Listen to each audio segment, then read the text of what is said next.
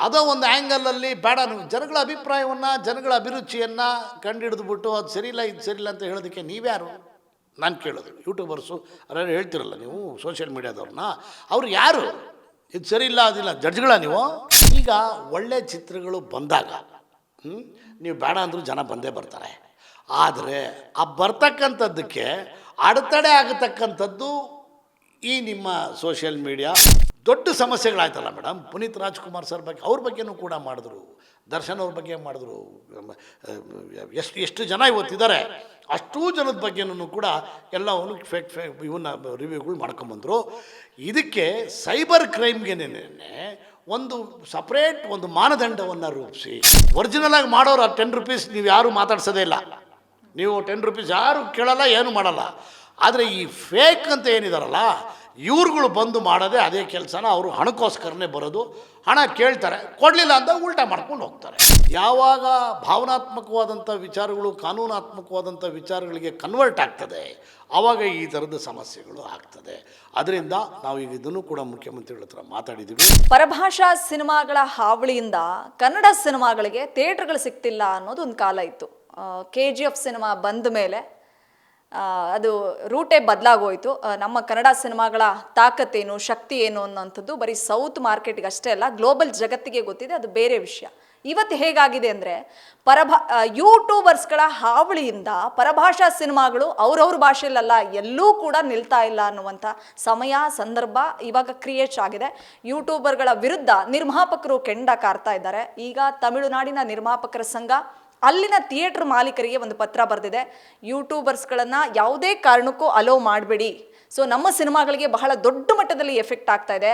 Cinema ಸೋಲುಗಳಿಗೆ ಯೂಟ್ಯೂಬರ್ಸ್ಗಳು ನೀಡ್ತಕ್ಕಂಥ negative ಮತ್ತು fake ರಿವ್ಯೂವೇ ಕಾರಣ ಅಂತ ಹೇಳಿಬಿಟ್ಟು ಅಲ್ಲಿನ ನಿರ್ಮಾಪಕರ ಸಂಘ ಒಂದು ಕೆಂಡಕಾರಿ ಅಲ್ಲಿಗೆ ಥಿಯೇಟರ್ಗಳಿಗೆ ಒಂದು ಪತ್ರವನ್ನು ಬರೆದಿದ್ದಾರೆ. ಸೊ ಮುಂದಿನ ದಿನಗಳಲ್ಲಿ ನಮ್ಮ ಕರ್ನಾಟಕದಲ್ಲೂ ಕೂಡ ನಿರ್ಮಾಪಕರ ಸಂಘಕ್ಕೆ ಹೋಗಿ ಒಂದು ಪತ್ರವನ್ನು ಕೊಟ್ಟು ಇಲ್ಲಿ ಯಾರೆಲ್ಲ ಯೂಟ್ಯೂಬರ್ಸ್ಗಳು ಫೇಕ್ ರಿವ್ಯೂವನ್ನು ಕೊಡ್ತಾ ಇದ್ದಾರೋ ಸೊ ಅವರೆಲ್ಲರನ್ನೂ ಕೂಡ ಬ್ಯಾನ್ ಮಾಡುವಂತಹ ಒಂದು ಆ್ಯಕ್ಷನ್ನ ತಗೊಳ್ತಾರಾ ಅನ್ನುವಂಥದ್ದು ಕುತೂಹಲದ ಪ್ರಶ್ನೆ. ಈಗ ಆ ಥರದ್ದೊಂದು ಕೂಗು ಎದ್ದಿದೆ. ಸೊ ಈಗ ನನ್ನೊಟ್ಟಿಗೆ ನಿರ್ಮಾಪಕರ ಸಂಘದ ಅಧ್ಯಕ್ಷರಾಗಿರ್ತಕ್ಕಂಥ ಉಮೇಶ್ ಬಣ್ಕರ್ ಸರ್ ಇದ್ದಾರೆ. ಏನು ಹೇಳ್ತಾರೆ ಈ ಬಗ್ಗೆ ಅವ್ರನ್ನೇ ಮಾತಾಡಿಸ್ತಾ ಹೋಗ್ತೀನಿ. ಸರ್ ನಮಸ್ತೆ, ಹೇಗಿದ್ದೀರಾ? ಚೆನ್ನಾಗಿದ್ದೀನಿ ಮೇಡಮ್, ಚೆನ್ನಾಗಿ. ಸರ್ ಆಗಲೇ ಹೇಳಿದಾಗೆ ಅದೇ ಕನ್ನಡ ಸಿನಿಮಾಗಳಿಗೆ ಥಿಯೇಟರ್ಗಳು ಸಿಗ್ತಾ ಇಲ್ಲ, ಪರಭಾಷಾ ಸಿನಿಮಾಗಳ ಹಾವಳಿ ಅನ್ನೋದೊಂದು ಕಾಲ ಬದಲಾಗಿ ಹೋಯಿತು. ಈಗ ಪರಭಾಷಾ ಸಿನಿಮಾಗಳೇ ಅವ್ರ ಸಿನಿಮಾಗಳನ್ನು ಉಳಿಸ್ಕೊಳ್ಳೋದಕ್ಕೆ ಹೋರಾಡುವಂಥ ಪರಿಸ್ಥಿತಿ ಕೆಲವು ಯೂಟ್ಯೂಬರ್ಸ್ಗಳು ಕೊಡ್ತಕ್ಕಂಥ ನೆಗೆಟಿವ್ ಮತ್ತು ಫೇಕ್ ರಿವ್ಯೂಗಳಿಂದ. ಸೊ ಅಟ್ ಪ್ರೆಸೆಂಟು ತಮಿಳುನಾಡಿನಲ್ಲಿ ನಿರ್ಮಾಪಕರ ಸಂಘದವರು ಅಲ್ಲಿನ ಥಿಯೇಟರ್ಗಳಿಗೆ ಹೋಗಿ ಒಂದು ಪತ್ರವನ್ನು ಕೊಟ್ಟಿದ್ದಾರೆ. ಯೂಟ್ಯೂಬರ್ಸ್ಗಳನ್ನ ಅಲೋ ಮಾಡಿಬಿಡಿ ಅಂತ ಒತ್ತಾಯ ಮಾಡಿದ್ದಾರೆ. ಸೊ ಇದಕ್ಕೆ ನಿರ್ಮಾಪಕರ ಸಂಘದ ಅಧ್ಯಕ್ಷರಾಗಿ ನಿಮ್ಮ ಒಂದು ಫಸ್ಟ್ ರಿಯಾಕ್ಷನ್? ಈಗ ಯೂಟ್ಯೂಬರ್ಸ್ಗಳ ಹಾವಳಿ ಅಂತ ನೀವಂತೀರಿ, ನಾನು ಅದನ್ನು ಸೋಷಿಯಲ್ ಮೀಡಿಯಾ ಅಂತೀನಿ.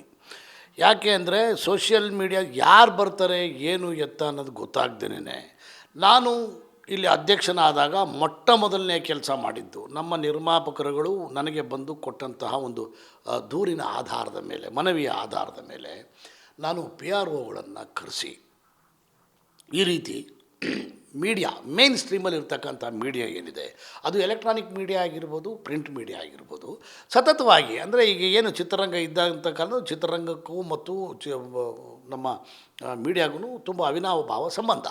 ಒಬ್ಬದು ಮೀಡಿಯಾ ಇಲ್ಲದೆ ಹೋಗಿದರೆ ಚಿತ್ರಗಳು ಏನೇನು ಆಗ್ತಾ ಇದ್ದಾವೆ ಅನ್ನೋದು ಸಮಾಜಕ್ಕೆ ಗೊತ್ತೇ ಆಗ್ತಾ ಇರಲಿಲ್ಲ. ಆ ಥರದ್ದೊಂದು ಅವಿನಾವ ಭಾವ ಸಂಬಂಧವನ್ನು ಇಟ್ಕೊಂಡಿರ್ತಕ್ಕಂಥದ್ದು ಮೀಡಿಯಾ ಜೊತೆಯಲ್ಲಿ ಒಂದು ನಿರ್ಮಾಪಕರು ಮತ್ತು ಉದ್ಯಮ. ಸೊ ಇಂಥ ಸಂದರ್ಭದಲ್ಲಿ ಈ ರೀತಿ ಏನೇನೋ ಕೆಟ್ಟ ಕಮೆಂಟ್ಗಳನ್ನು ಚಿತ್ರರಂಗದ ಬಗ್ಗೆ, ಚಿತ್ರಗಳ ಮೇಲೆ, ಆಮೇಲೆ ಚಿತ್ರರಂಗದಲ್ಲಿರ್ತಕ್ಕಂಥ ನಟಿಯರ ಬಗ್ಗೆ, ಅಂದರೆ ನಮ್ಮ ನಟ ಹೆಚ್ಚ, ನಿಮ್ಮ ನಟ ಹೆಚ್ಚ ಅಂತಕ್ಕಂಥ ಈ ವಿಷ ಬೀಜಗಳನ್ನು ಬಿತ್ತತಕ್ಕಂತಹ ಕೆಲಸಗಳನ್ನು ಯಾರು ಮಾಡ್ತಾಯಿದ್ದಾರೆ ಸೋಷಿಯಲ್ ಮೀಡಿಯಾದವರು, ಅವ್ರಿಗೆ ಕಡಿವಾಣ ಹಾಕಬೇಕಾಗ್ತದೆ ಅನ್ನೋ ಒಂದು ವಿಚಾರದಲ್ಲಿ ನಾವು ಈಗ ಒಂದು 2 ತಿಂಗಳ ಕೆಳಗಡೆ ಮುಖ್ಯಮಂತ್ರಿಗಳನ್ನು ಭೇಟಿಯಾದಾಗಲೂ ಕೂಡ ಸೈಬರ್ ಕ್ರೈಮ್ಗೆ ಒಂದು ಮಾನದಂಡವನ್ನು ಅಥವಾ ಒಂದು ನಿಯಮಗಳನ್ನು ರೂಪಿಸಿ ಸೈಬರ್ ಕ್ರೈಮ್ ಥ್ರೂ ನಮಗೇನು ಆಗ್ತಾಯಿದೆ ಅಂದರೆ ಅಡಚಣೆಗಳಾಗ್ತಾ ಇದ್ದಾವೆ ನಟರ ಬಗ್ಗೆ, ನಟಿಯರ ಬಗ್ಗೆ, ಮತ್ತು ಭಾಳಷ್ಟು ಜನ ಸೆಲೆಬ್ರಿಟಿಗಳ ಬಗ್ಗೆ ಈ ರೀತಿಯಾದಂಥ ಕೆಟ್ಟ ಕಮೆಂಟ್ಗಳನ್ನು ಮಾಡ್ತಾ ಇರೋದಕ್ಕೆ ಕಡಿವಾಣ ಹಾಕಿ ಅವ್ರ ಮೇಲೆ ಒಂದು ನಿಯಂತ್ರಣವನ್ನು ಇಟ್ಕೊಳ್ತಕ್ಕಂಥ ವ್ಯವಸ್ಥೆಗೆ ದಯಮಾಡಿ ನೀವು ಒಂದು ಕಾನೂನನ್ನು ಒಂದು ಇದನ್ನು ಮಾಡಿ ತಿದ್ದುಪಡಿಯನ್ನು ತನ್ನಿ ಅಂತ ಹೇಳಿ ಮಾಡಿದಾಗ ಸಿದ್ದರಾಮಯ್ಯ ಸಾಹೇಬ್ರು ಹೇಳಿದ್ರು, ಇಲ್ಲ ನಾನು ಇವ್ರಿಗೆ ಯಾರಿಗೆ ಸೈಬರ್ ಕ್ರೈಮ್ನವ್ರಿಗೆ ಕರೆಸಿ ಅದೊಂದು ದಿವಸ ಮೀಟಿಂಗ್ ಮಾಡೋಣ, ಹ್ಯಾಂಡ್ಲ್ ಮಾಡ್ತೀನಿ, ಯಾವುದೇ ಕಾರಣಕ್ಕೂ ಮುಂದಿನ ದಿನಗಳಲ್ಲಿ ಆ ಥರದ ವಿಚಾರಗಳಿಗೆ ನನ್ನ ಅವಕಾಶ ಮಾಡಿಕೊಡಲ್ಲ ಅಂತಕ್ಕಂಥದ್ದು ಒಂದು ವಾಗ್ದಾನವನ್ನು ಕೊಟ್ಟಿದ್ದಾರೆ. ಈಗ ಎಲೆಕ್ಷನ್ಸ್ ಎಲ್ಲ ಬ್ಯುಸಿ ಇದ್ದಾರೆ. ಸೊ ಇವಾಗ ಇದೆಲ್ಲ ಮುಗಿತಿದ್ದಂಗೆನೇ ತಿರುಗಿ ಹೋಗಿ ನಾವು ಅವ್ರ ಹತ್ರ ಇದನ್ನು ಮಾತಾಡ್ತೀವಿ. ಜೊತೆಯಲ್ಲಿ ನಮಗೂ ಕೂಡ ಇದು ನಮಗೆ ಇವತ್ತು ತಮಿಳ್ನಾಡಲ್ಲಿ ಆಗಿರೋದಿರ್ಬೋದು, ಕೇರಳದಲ್ಲಿ ಆಗಿರೋದಿರ್ಬೋದು, ಇದೆಲ್ಲ ಹೊಸದು. ಆದರೆ ನಮ್ಮಲ್ಲಿ ಏನಾಗಿದೆ, ಭಾಳಷ್ಟು ಜನ ಸೋಷಿಯಲ್ ಮೀಡಿಯಾ ಮೇಲೂ ಕೂಡ ತುಂಬ ಜನ ಡಿಪೆಂಡ್ ಆಗಿದ್ದಾರೆ ಮೇಡಮ್. ಇದೊಂದು ದುರ್ದೈವ. ಏನಾಗಿದೆ, ಅವ್ರದ್ದೇ ಆದಂಥ ಒಂದು ಟೀಮನ್ನು ಕಟ್ಕೊತಾರೆ. ಒಂದು ಚಿತ್ರವನ್ನು ಮಾಡೋ ಸಂದರ್ಭದಲ್ಲಿ ಅವ್ರದ್ದೇ ಆದಂಥ ಒಂದು ಸಂಸ್ಥೆ ಅಂತ ಮಾಡಿಕೊಂಡು ಆ ಸಂಸ್ಥೆಯ ಮೂಲಕ ಅವರು ಸಾರ್ವಜನಿಕರಿಗೆ ರೀಚ್ ಆಗಲಿ ಅನ್ನೋ ಒಂದು ಕಾರಣಕ್ಕೆ ಅವ್ರದ್ದೇ ವ್ಯವಸ್ಥೆಗಳನ್ನ ಅವ್ರು ಇಟ್ಕೊತಾರೆ, ಮಾಧ್ಯಮದ ವ್ಯವಸ್ಥೆಗಳನ್ನು.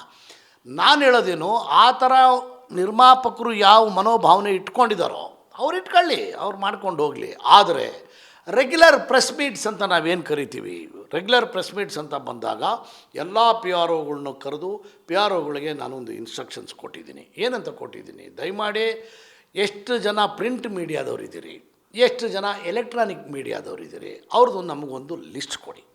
ಆಮೇಲೆ ನಿಮ್ಮಲ್ಲಿ ಯಾರನ್ನ ಅಕಸ್ಮಾತು ಈ ಸೋಷಿಯಲ್ ಮೀಡಿಯಾದವ್ರನ್ನ ಗುರುತಿಸ್ಕೊಂಡಿದ್ದೇ ಆಗಿದ್ದರೆ ಅವರು ಯಾರು ಅನ್ನೋದನ್ನು ನಮಗೆ ನೀವು ದಯಮಾಡಿ ಅವಕಾಶ ಮಾಡಿಕೊಡಿ.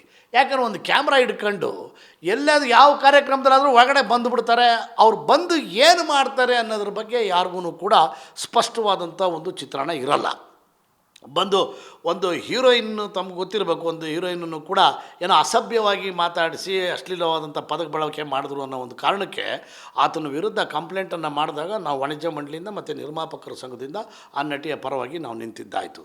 ಇದನ್ನು ನಾವು ದಿವಸ ಮಾಡೋಕ್ಕಾಗಲ್ಲ. ಅದರಿಂದ ಸರ್ಕಾರನೇ, ಸೈಬರ್ ಡಿಪಾರ್ಟ್ಮೆಂಟೇನೇ ಅದಕ್ಕೊಂದು ಮಾನದಂಡವನ್ನು ಮಾಡಬೇಕು. ಆಮೇಲೆ ಎಲ್ಲದಕ್ಕಿಂತ ಮುಖ್ಯವಾಗಿ ಪಿ ಆರ್ ಒಗಳು, ಪತ್ರಿಕಾ ಸಂಪರ್ಕ ಅಧಿಕಾರಿಗಳು ಅಂತ ಏನಿದ್ದೀರಿ, ಅವ್ರುಗಳ್ನ ನಾವು ಆಲ್ರೆಡಿ ಮಾತಾಡಿದ್ದೀನಿ. ಅವ್ರಿಗೆ ಪದೇ ಪದೇ ಕೇಳ್ತಾ ಇರೋದು, ಯಾವುದೇ ಕಾರಣಕ್ಕೂ ಅವ್ರುಗಳನ್ನು ಅಂದರೆ ಈ ಯಾರು ಕೆಟ್ಟದ್ದು ಮಾಡ್ತಾರೆ ಅಂತ ಹೇಳೋಕ್ಕಾಗಲ್ಲ, ಎಲ್ಲರೂ ಬಂದಿರ್ತಾರೆ. ಆದರೆ ಅವರು ಯಾರು, ಅವರ ಸಬ್ಸ್ಕ್ರೈಬರ್ಸ್ ಎಷ್ಟು ಜನ ಇದ್ದಾರೆ, ರೀಚ್ ಎಷ್ಟಿದೆ, ಆಮೇಲೆ ಅವ್ರದ್ದು ಟ್ರ್ಯಾಕ್ ರೆಕಾರ್ಡ್ ಏನು, ಅವರೇನು ಒಳ್ಳೆಯದನ್ನು ಮಾಡ್ಕೊಂಬಂದಿದ್ದಾರಾ ಅಥವಾ ಕೆಟ್ಟ ಕಮೆಂಟ್ಗಳನ್ನು ಮಾಡ್ಕೊಂಡು ಬಂದಿದ್ದಾರಾ ಅನ್ನೋ ಒಂದು ಟ್ರ್ಯಾಕ್ ರೆಕಾರ್ಡನ್ನ ನೋಡಿ ಆಮೇಲೆ ಅವರನ್ನು ಒಳಗಡೆ ಬಿಟ್ಕೋಬೇಕು ಅಂತ ಅನ್ನೋದನ್ನು ನಾವು ಮೌಖಿಕವಾಗೂ ಹೇಳಿದ್ದೀವಿ. ಪತ್ರದ ಮೂಲಕನೂ ಕೂಡ ನಾಗೇಂದ್ರ, ನಮ್ಮ P R O association Nagendra ಅವ್ರನ್ನ ಕೂಡ ಕರೆಸಿ ಮಾತಾಡಿದ್ದೀವಿ ಮೇಡಮ್. ಉಮೇಶ್ ಜಿ, ಹಾಗಾದರೆ ಮಲಯಾಳಂನಲ್ಲಿ ಯೂಟ್ಯೂಬರ್ಸ್ನ ಬ್ಯಾನ್ ಮಾಡ್ದಂಗೆ, ಅಂದರೆ ಮಾಡಿದ್ದಾರೆ ಅವರು, ಒಂದು ವಾರದವರೆಗೂ ನೀವು ರಿವ್ಯೂ ಮಾಡೋಂಗಿಲ್ಲ, ಒಂದು ಸಿನಿಮಾ ರಿಲೀಸ್ ಆಗಿ ಒಂದು ವಾರದವರೆಗೂ ಮಾಡೋಂಗಿಲ್ಲ ಅಂತ, ಆ ಥರ ರೆಸ್ಟ್ರಿಕ್ಟೆಡ್ ಆಗಿ ಒಂದು ವಾರದವರೆಗೂ ನಮ್ಮಲ್ಲಿ ಮಾಡೋಂಗಿಲ್ಲ ಅನ್ನೋ ಥರದ್ದು, ಅಥವಾ ಯೂಟ್ಯೂಬರ್ಸ್ನೇ ಬ್ಯಾನ್ ಮಾಡೋ ಥರದ್ದು, ಆ ಥರದ್ದು ಏನಾದರೂ ಆ್ಯಕ್ಷನ್ಸ್ ತೊಗೊಳ್ತಿದ್ದೀರಾ ಅಥವಾ ಹೇಗೆ, ಆ ಥರದ್ದು ಆಗುತ್ತಾ ನಮ್ಮ ಇಂಡಸ್ಟ್ರೀಲಿ ಅಂತ? ಮೇಡಮ್, ನಾನು ಹೇಳೋದು ಸೋಷಿಯಲ್ ಮೀಡಿಯಾನೇ ಬ್ಯಾನ್ ಮಾಡಿ ಅಂತಕ್ಕಂಥದ್ದಲ್ಲ. ಈಗ ನಿಮಗೆ ಗೊತ್ತಿರುತ್ತೆ, ಇವಾಗ ಒಬ್ಬ ವ್ಯಕ್ತಿಯ ಚರಿತ್ರೆ, ಅವನು ಯಾರು, ಅವನು ಎತ್ತ, ಅವ್ನು ಯಾರೇ ಫೇಮಸ್ ಇರ್ಬೋದು, ಡೈಲಿ ಮೀಡಿಯಾಗಳಲ್ಲಿ ಬರ್ತಾ ಇರ್ಬೋದು, ಬಟ್ ಕೊಲೆಗಡಕರು ಬರ್ತಾರೆ, ಕಾಳರು ಬರ್ತಾರೆ, ದರೋಡೆಕೋರರು ಬರ್ತಾರೆ, ರಾಜಕಾರಣಿಗಳು ಬರ್ತಾರೆ, ಸಿನಿಮಾದವರು ಬರ್ತಾರೆ, ಎಲ್ಲರೂ ಬರ್ತಾರೆ ಅಲ್ವಾ. ಬಟ್ ಆತನ ಇತಿಹಾಸ ಮತ್ತು ಆತನ ಬ್ಯಾಕ್ಗ್ರೌಂಡ್ ಏನು ಅನ್ನೋದನ್ನು ತಿಳ್ಕೊಂಡು ಪಿ ಆರ್ ಒಗಳು ಅವ್ರನ್ನ ಪತ್ರಿಕಾಗೋಷ್ಠಿಗಳಿಗೆ ಕರಿಬೇಕು. ಅವರು ಯಾಕಂದರೆ ಸಾರಾಸಗಟಾಗಿ ನಾವು ಆ ವ್ಯವಸ್ಥೆನೇ ಬೇಡ ಅನ್ನೋಕ್ಕಾಗಲ್ಲ. ಯಾಕಂದರೆ ಅದರಿಂದ ಉಪಯೋಗ, ಮಾರಕ ಎಷ್ಟಿದೆಯೋ ಉಪಯೋಗವೂ ಕೂಡ ಅಷ್ಟೇ ಇದೆ. ಮಾರಕ ಸ್ವಲ್ಪ ಇರ್ಬೋದು, ಅಂದರೆ ಇತ್ತೀಚೆಗೆ ಅದು ಜಾಸ್ತಿ ಆಗ್ತಿದೆ, ಉಲ್ಬಣ ಆಗ್ತಾಯಿದೆ. ಅದು ಪೂರಕವಾಗಿರೋದು ಮಾರಕವೂ ಆಗೋಂಥ ಒಂದು ವ್ಯವಸ್ಥೆಗೆ ಕೈ ಹಾಕಿರೋದ್ರಿಂದ ಅದನ್ನು ನಾವು ಆದಷ್ಟು ತಡೆ ಹಿಡಿಲಿಕ್ಕೆ, ಸಂಪೂರ್ಣವಾಗಿ ನಾನು ಬಂದ್ ಮಾಡಿ ಅಂತ ನಾನು ಹೇಳಲ್ಲ. ಯಾಕಂದರೆ ಕೆಲವು ಸೋಷಿಯಲ್ ಮೀಡಿಯಾದವರಿಂದ ಪ್ಲಸ್ಸು ಇದೆ, ಅದು ನಮ್ಮ ನಿರ್ಮಾಪಕರುಗಳು ಕೂಡ ತುಂಬ ಚೆನ್ನಾಗಿ ಹೇಳಿದ್ದಾರೆ. ಯಾಕಂದರೆ ಅವರ ರೀಚು, ಈಗ ನಾವು ಕೆಲವು ಮಾಧ್ಯಮಗಳ ಮೂಲಕ, ಅಂದರೆ ಈಗ ದೊಡ್ಡ ಮಾಧ್ಯಮಗಳು ಅಂತ ಏನು ಪರ್ಮನೆಂಟ್ ಎಲೆಕ್ಟ್ರಾನಿಕ್ ಮೀಡಿಯಾ ಇದೆ, ಅದರಲ್ಲಿ ನಾವು ಕೆಲವರು ಶಕ್ತರಿಲ್ಲ, ನಾವು ಅಡ್ವರ್ಟೈಸ್ಮೆಂಟ್ಸ್ ಆಗಲಿ ಅಥವಾ ಇನ್ನೇನೋ ಒಂದು ಮಾಡಲಿಕ್ಕಾಗಲಿ ಭಾಳಷ್ಟು ಜನ ನಿರ್ಮಾಪಕರುಗಳು ಶಕ್ತರಿಲ್ಲ. ಆ ಶಕ್ತರಿಲ್ಲದ್ರೆ ಅಶಕ್ತರು ಏನಿದ್ದಾರೆ ಅವ್ರಿಗೆ ಸೋಷಿಯಲ್ ಮೀಡಿಯಾ ಹೆಲ್ಪ್ ಆಗ್ತದೆ. ಸೊ ಅದನ್ನು ಅವ್ರು ಬಳಸ್ಕೋಬೋದು. ನಾವು ಸಾರಾಸಗಟಾಗಿ ಬ್ಯಾನ್ ಅಂತ ಮಾಡೋಕ್ಕಾಗಲ್ಲ ಮೇಡಮ್. ಬೇರೆ ಇಂಡಸ್ಟ್ರಿದೇ ಮಾತಾಡ್ತಾ ಇರೋದು ಸರ್. ತಮಿಳ್ನಾಡು ಇರಲಿ ಆ ಕಡೆ ಮಲಯಾಳಂ ಚಿತ್ರರಂಗದ ಎರಡೂ ಕಡೆ ಅಲ್ಲಿನ ಯೂಟ್ಯೂಬರ್ಸ್ಗಳು ಏನು ಹೇಳ್ತಿದ್ದಾರೆ ಅಂದರೆ, ಜನ ಏನು ಹೇಳ್ತಾರೋ, ಜನದ ರಿಯಾಕ್ಷನ್ ರಿಯಲ್ ರಿಯಾಕ್ಷನ್ ಏನಿರುತ್ತೋ ಅದನ್ನು ನಾವು ತೋರಿಸ್ತೀವಿ ಅಷ್ಟೇ ನಮ್ಮ ಚಾನಲ್ ಥ್ರೂ. ಸೊ ನೀವು ಅದನ್ನು ನಿಮ್ಮ ಸಿನಿಮಾ ಸೋಲ್ಗೆ ನಮ್ಮ ರಿವ್ಯೂವೇ ಕಾರಣ ಅಂತ ಹೇಗೆ ಹೇಳ್ತೀರಿ? ನಿಮ್ಮ ಕಂಟೆಂಟ್ ಚೆನ್ನಾಗಿಲ್ಲದೆ ಅಥವಾ ನಿಮ್ಮ ಮೇಕಿಂಗ್ ಚೆನ್ನಾಗಿಲ್ಲದೆ ಇರ್ಬೋದು, ಸೊ ಎಲ್ಲ ಸಿನಿಮಾ ಸೋತಿದ್ದಕ್ಕೆ ನಾವೇ ಕಾರಣ ಅಂತ ಹೇಳ್ತಿದ್ದೀರಾ ಅಂತ ಹೇಳ್ಬಿಟ್ಟು ಅವ್ರು ಬ್ಯಾನ್ ಮಾಡೋ ವಿಚಾರಕ್ಕೆ ಅಲ್ಲಗಳಿತಾ ಇದ್ದಾರೆ. ಸೊ ಈ ಬಗ್ಗೆ ತಮ್ಮ ರಿಯಾಕ್ಷನ್? ಮೇಡಮ್, ಭ್ರೂಣ ಹತ್ಯೆ ಅಂತಾರೆ ಇದನ್ನು. ಈಗ ನಾನು ನಾನು ಒಳಗಡೆ ಥಿಯೇಟ್ರಲ್ಲಿ ಹೋಗಿ ಸಿನಿಮಾನ ನೋಡಿ ಬಂದಾದ ಮೇಲೆ ಆ ಸಿನಿಮಾನ ವಿಮರ್ಶೆ ಮಾಡ್ತಕ್ಕಂಥದ್ದು ನನ್ನ ವಿವೇಚನೆಗೆ ಬಿಟ್ಟಿರ್ತಕ್ಕಂಥದ್ದು. ಯಾರೋ ಒಬ್ಬ ಸಿನಿಮಾ ನೋಡ್ದ, ಅವನು ಅದಕ್ಕೆ ಆಗಲಿಲ್ಲ, ಅಥವಾ ಆ ನಟನ ವಿರುದ್ಧ ಅವನು ಯಾರೋ ಇನ್ನೊಬ್ಬ ನಟನ ಫ್ಯಾನ್ ಆಗಿದ್ದ, ಅವನು ಬಂದು ಇದು ಸರಿ ಇಲ್ಲ ಅಂತ ಹೇಳ್ಕೊಂಡು ಓಡಾಡಿದ ತಕ್ಷಣ ಅದು ಇನ್ನೊಂದು 4-5 ಜನದ ಮೇಲೆ ದುಷ್ಪರಿಣಾಮ ಬೀಳುತ್ತೆ. 100 ಜನ ಹೋಗಿ ನೋಡಬೇಕು ಅಂತಿದ್ದವರು ಅಟ್ಲೀಸ್ಟ್ ಇದು ಇವನಾರು ಚೆನ್ನಾಗಿಲ್ಲ ಅಂತವನಲ್ಲ, ಬೇಡ ಬಿಡಪ್ಪ ಅನ್ನೋಂಥ ಭಾವನೆಗಳು ಬರ್ತದೆ. ಪ್ರಜಾಪ್ರಭುತ್ವದ ವ್ಯವಸ್ಥೆಯಲ್ಲಿ ಒಂದು ಮನೋರಂಜನೆಯನ್ನು ಕಿತ್ಕೊಳ್ತಕ್ಕಂಥ ಅಧಿಕಾರ, ಮುಟುಕುಗೊಳಿಸ್ತಕ್ಕಂಥ ಅಧಿಕಾರ ಯಾರಿಗೂ ಇಲ್ಲ. ನೋಡಿದವ್ರು ಏನು ಹೇಳ್ತಾರೋ ಅವ್ರ ಅಭಿಪ್ರಾಯ ಅವ್ರು ಹೇಳ್ತಾರೆ ಬಿಡಿ. ಅದನ್ನು ಯಾಕೆ ನೀವು ಚೆನ್ನಾಗಿ ಇಲ್ಲ ಅನ್ನೋದನ್ನು ಹೇಳಿದ್ರು ಅನ್ನೋದನ್ನು ನೀವು ಯಾಕೆ ಮಾಡ್ತೀರಿ? ಅಂಥವ್ರನ್ನ ನಾನು ಹೇಳ್ತಾ ಇರೋದು, ಅಂಥವ್ರನ್ನ ಸಾರಾ ಸಗಟಾಗಿ ಬ್ಯಾನ್ ಮಾಡೋಣ. ಸರಿ ಇಲ್ಲ, ಪರಿ ಇಲ್ಲ, ಯಾವುದಿಲ್ಲ, ನಮ್ಮ ಭಾಷೆ ಗ್ರೇಟು, ನಿಮ್ಮ ಭಾಷೆ ಗ್ರೇಟ್. ರೇ, ಯಾರು ಭಾಷೆಗಳ್ರಿ? ಯಾರು ಹೇಳ್ರಿ? ಚಿತ್ರರಂಗ ಒಂದು ಕುಟುಂಬ, ಅದು ಎಲ್ಲ ಭಾಷೆಗಳು ಚೆನ್ನಾಗೇ ಇದ್ದಾರೆ. ಎಲ್ಲ ನಟ ನಟಿಯರು ಎಲ್ಲರೂ ಎಲ್ಲರೂ ಅವ್ರವ್ರ ವೈಯಕ್ತಿಕವಾಗಿ ಚೆನ್ನಾಗೇ ಇರ್ತಾರೆ. ಆದರೆ ಈ ಅಭಿಮಾನಿಗಳು ಅಂತ ಹೇಳ್ಕೊಂಡು ಈ ದುರಾಭಿಮಾನಿಗಳು ಏನಿದಾರಲ್ಲ, ಇವರು ಬಿತ್ತತಕ್ಕಂಥ ವಿಷಬೀಜದಿಂದ ವೈಮನಸ್ಸುಗಳು ಸ್ಟಾರ್ಟ್ ಆಗ್ತದೆ. ಆ ವೈಮನಸ್ಸುಗಳಿಗೆ ಅವಕಾಶಗಳು ಆಗಬಾರ್ದು ಅಂತಕ್ಕಂಥದ್ದು ನಮ್ಮ ಅಭಿಪ್ರಾಯ. ಸರ್, ಒಬ್ಬ ನಿರ್ಮಾಪಕನಾಗಿ ಅಂದರೆ ಒಂದು ಸಿನಿಮಾಗೆ ಪಬ್ಲಿಸಿಟಿ, ಮೌತ್ ಪಬ್ಲಿಸಿಟಿ ತುಂಬ ಇಂಪಾರ್ಟೆಂಟ್ ಆಗುತ್ತೆ. ಸಿನಿಮಾ ಚೆನ್ನಾಗಿದೆ, ಒಂದು ಸಿನಿಮಾ ನೋಡ್ಕೊಂಡು ಹೊರಗಡೆ ಬಂದವರು ಏನು ಹೇಳ್ತಾರೋ ಅದ್ರ ಮೇಲೆ ಡಿಪೆಂಡ್ ಆಗಿರುತ್ತೆ ಇನ್ನಷ್ಟು ಜನ ಒಳಗಡೆ ಹೋಗಬೇಕೋ ಬೇಡವಾ ಅನ್ನೋಂಥದ್ದು. ಒಂದು ಸಿನಿಮಾನ ರಿವ್ಯೂ ಮಾಡೋದು ಬರೀ ಚೆನ್ನಾಗಿದೆ ಅಥವಾ ಚೆನ್ನಾಗಿಲ್ಲ ಅನ್ನೋದ್ರ ಮೇಲೆ ನಿಂತ್ಕೊಂಡ್ಬಿಟ್ರೆ ದುಡ್ಡು ಹಾಕಿದ ನಿರ್ಮಾಪಕ ಎಲ್ಲಿ ಹೋಗಬೇಕು? ಬೇರೆ ಬೇರೆ ಆ್ಯಂಗಲಿಂದ ಮೇಕಿಂಗ್ ವಿಚಾರ ಇರಲಿ, ಸಂಗೀತ ಇರಲಿ, ಕಲಾವಿದರ ಅಭಿನಯ ಇರಲಿ, ಯಾವುದೋ ಒಂದು ಪ್ಲಸ್ ಇರುತ್ತೆ. ಯಾವುದೋ ಒಂದು ಮೈನಸ್ ಆದ ತಕ್ಷಣ ಸಿನಿಮಾ ಚೆನ್ನಾಗಿದೆ ಅಥವಾ ಚೆನ್ನಾಗಿಲ್ಲ ಅಂತ ರಿವ್ಯೂ ಕೊಟ್ಬಿಟ್ಟು ನಿರ್ಮಾಪಕರ ಮೇಲೆ ಹೊಡಿತಕ್ಕಂಥದ್ದು ಕೆಲ ಯೂಟ್ಯೂಬರ್ಸ್ಗಳು ಮಾಡ್ತಾ ಇದ್ದಾರೆ. ಸೊ ಆ ಬಗ್ಗೆ ನಿಮಗೆ ನಾನು ಉದಾಹರಣೆ ಕೊಡ್ತೀನಿ ಮೇಡಮ್. ಈಗ ಮುಂಗಾರು ಮಳೆ ಅಂತಕ್ಕಂಥ ಒಂದು ಚಿತ್ರ ಬಿಡುಗಡೆ ಆದಂಥ ಸಂದರ್ಭದಲ್ಲಿ ಸೈಮಲ್ಟೇನಿಯಸ್ ಆಗಿ ದುನಿಯಾ ಅಂತಕ್ಕಂಥ ಒಂದು ಪಿಕ್ಚರು ಕೂಡ ಬಿಡುಗಡೆ ಆಗಿತ್ತು. ಆ ಮುಂಗಾರು ಮಳೆ ಚಿತ್ರವನ್ನು ಜನಾಕರ್ಷಣೆ ಆಗಿದ್ದು ಆ ಸಿನಿಮಾದ ಗೀತೆಗಳು, ಸಾಂಗ್ಗಳಿಂದ ತುಂಬ ಚೆನ್ನಾಗಿದೆಯಪ್ಪ, ಸಿನಿಮಾ ನೋಡಬೇಕು ಅಂತ ಆಯಿತು.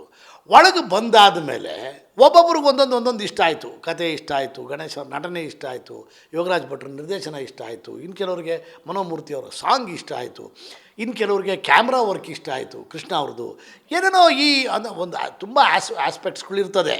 ಆದರೆ ಅದು ನೀವು ಯಾವುದೋ ಒಂದು ಆ್ಯಂಗಲಲ್ಲಿ ಬೇಡ, ನೀವು ಜನಗಳ ಅಭಿಪ್ರಾಯವನ್ನು, ಜನಗಳ ಅಭಿರುಚಿಯನ್ನು ಕಂಡುಹಿಡಿದುಬಿಟ್ಟು ಅದು ಸರಿಯಿಲ್ಲ ಇದು ಸರಿಯಿಲ್ಲ ಅಂತ ಹೇಳೋದಕ್ಕೆ ನೀವ್ಯಾರು?